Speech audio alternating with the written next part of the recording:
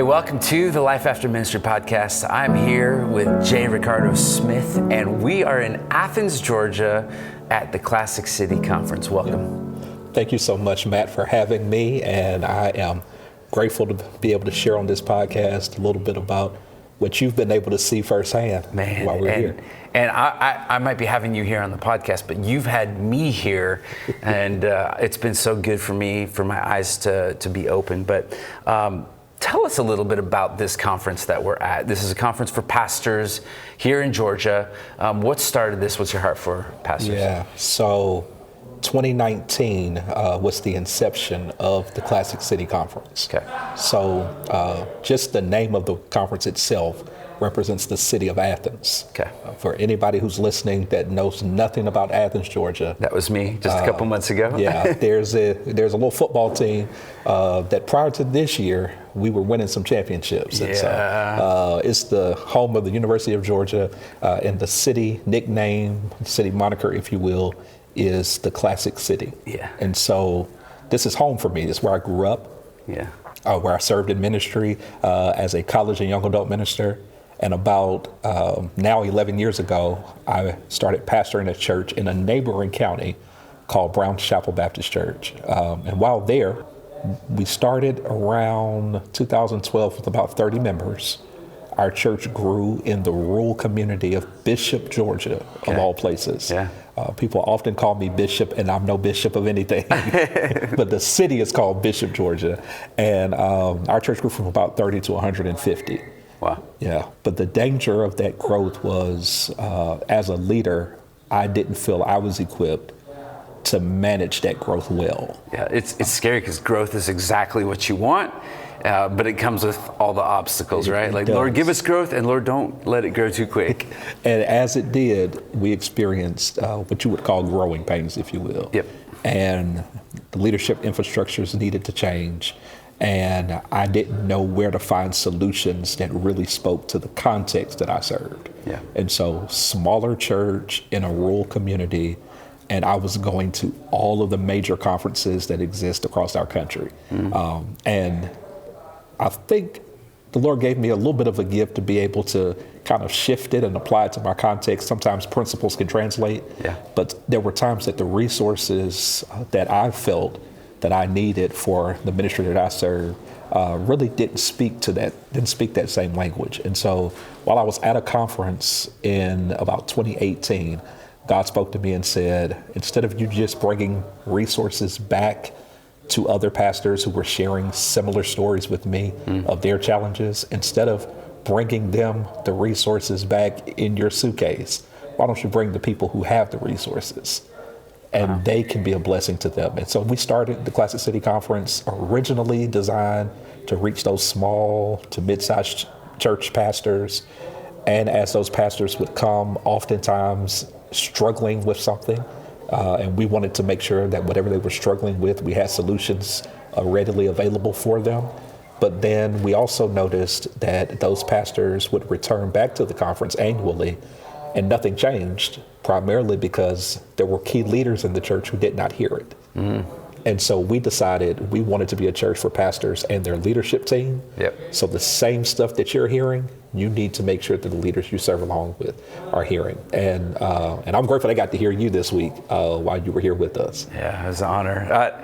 I'll tell you, I loved it. It was a lot of fun because the people here, they're responsive. Yeah. They're loving it. They're taking it all in. Now, what's unique about this is that I'm an anomaly. I live in Kentucky now. It's very white. It's very Caucasian. Yeah. Originally from Orange County, California, where there's a lot more diversity.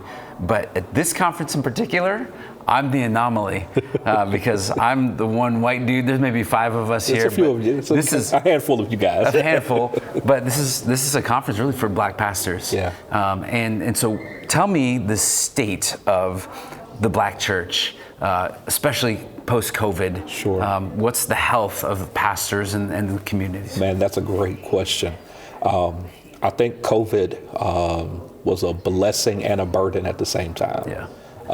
It was a blessing because I think a lot of pastors, especially in the African American context, our churches are very pastor driven.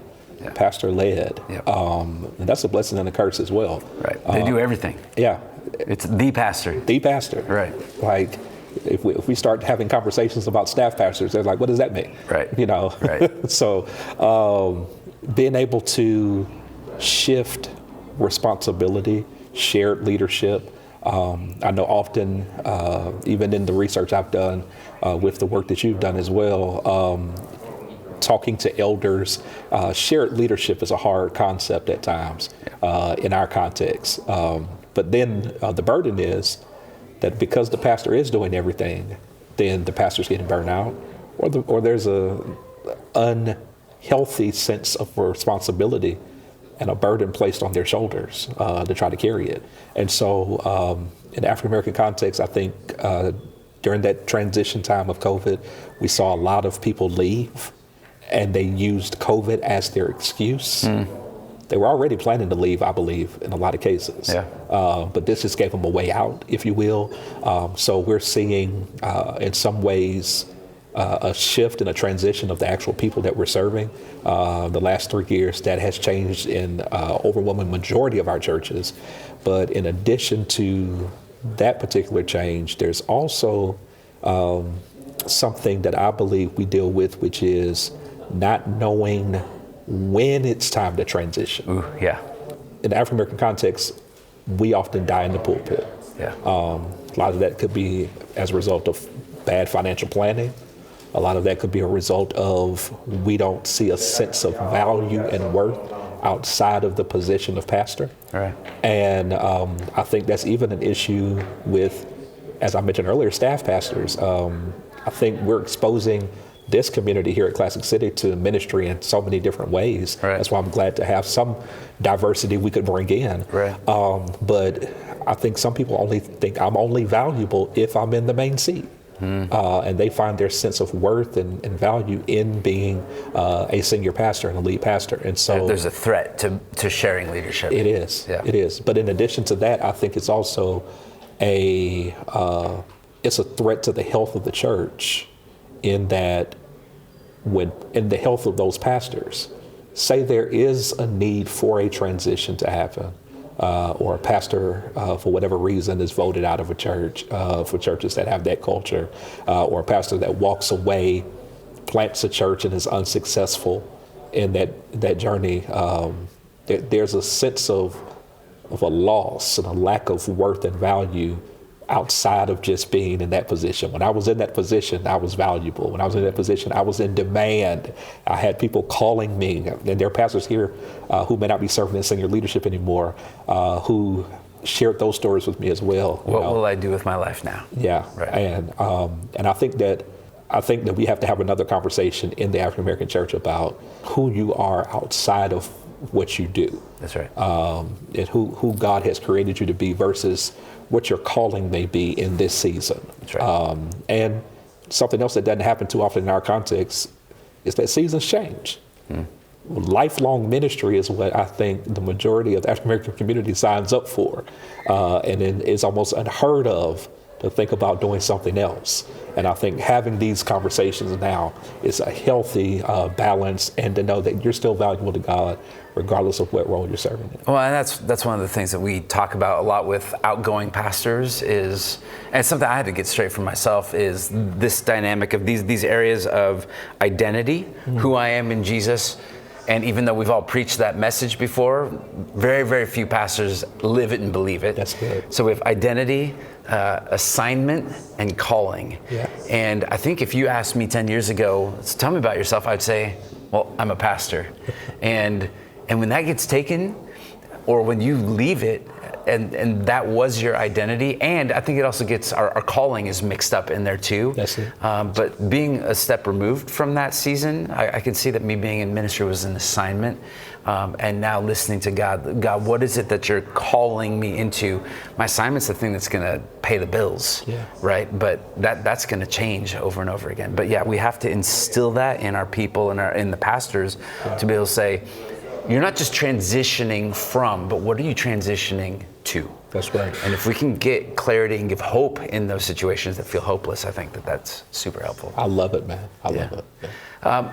What do you say to that pastor who's just hanging in there by a thread? They didn't make it. They're just hearing about this conference now, and they need to wait till next year to come. Where do they go and find hope and help in that season? Wow. My simple answer is, and it may sound like a cliche, but if they're hanging on by a thread, I'll just say tie a knot at the end of it and keep hanging. Keep hanging. It is, ministry is a hard thing. It is rough.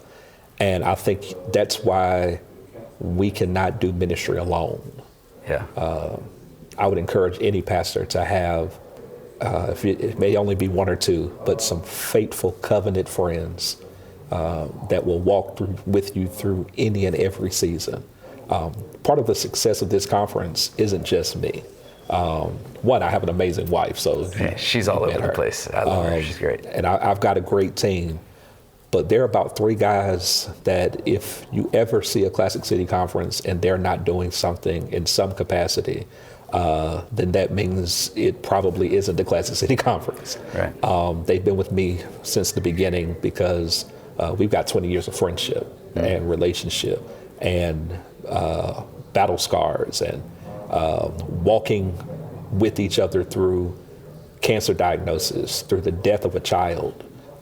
We've gone through hard things in life together. We're one who almost lost his life, given a 15% chance to live, and he'll be preaching on the main stage next week.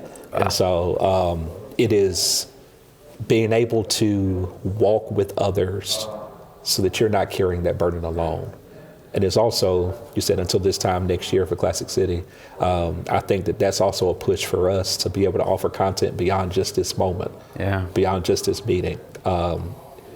Planning a conference of this magnitude is a lot of work, but that's why the partnerships we've been able to develop, the learning curriculum that we've been able to kind of curate with some of the classes that we offer that are not just taught by our partners as well, being able to have all of those resources together is going to help us frame what the future looks like beyond just the meeting, because the meeting, there's the high of the meeting, but then that's the mountaintop, but there's the valley of going back to whatever ministry they're a part of and having to face reality all over again.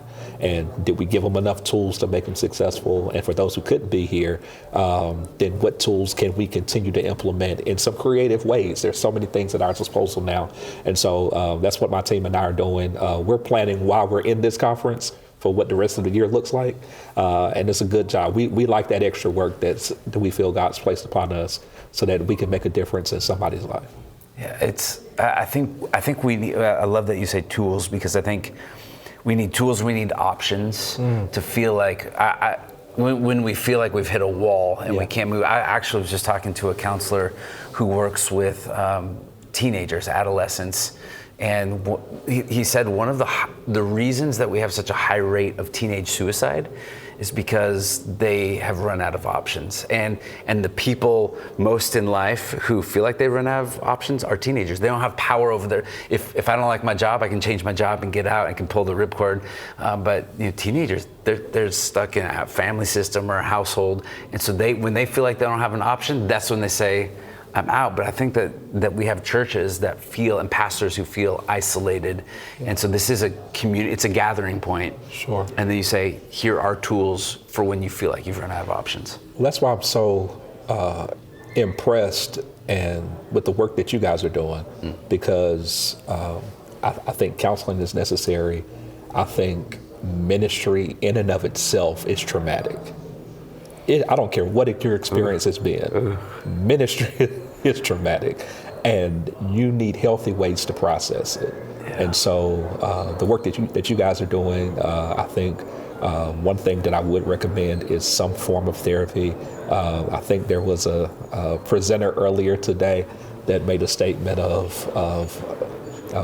that some families could waste $5,000 on counseling when they could just get somebody in their family delivered, and that I hate. Praise God for deliverance, but also praise God for therapists, because sometimes delivery is made manifest through what God puts in those who have the expertise and the resources to help. And so, I think that's so vital, so important.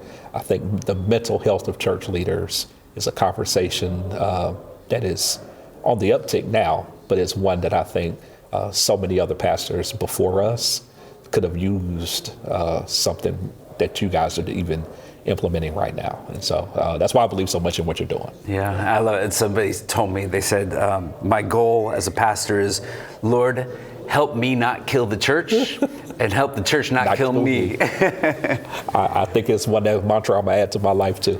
Yeah. Well, hey, thank you for the work. Thank you for inviting us here and for caring about. I remember when we had our first conversation a couple months ago, and you just said, my people need to hear this, that we don't transition well. Yeah. I think the church globally, and maybe even it's just a human thing, that transitions are hard of any kind. And so we want to be able to be out in front of those and to be able to meet people before the moral failure, before the burnout, before death, right? And say, like, there's a better way to be able to do this. And so I'm just appreciative of you gathering the troops Absolutely. here. I believe that having you guys here, even for those leaders who may not be in transition now, that the introduction alone is going to help them know where to go and who to call, know that this exists when they're faced with it. Because out of a conference of about 200 people, somebody's going to be faced with this. That's right. And some people are saying, I didn't even think about that. Like, I didn't even know that was a thing. That's right. And it wasn't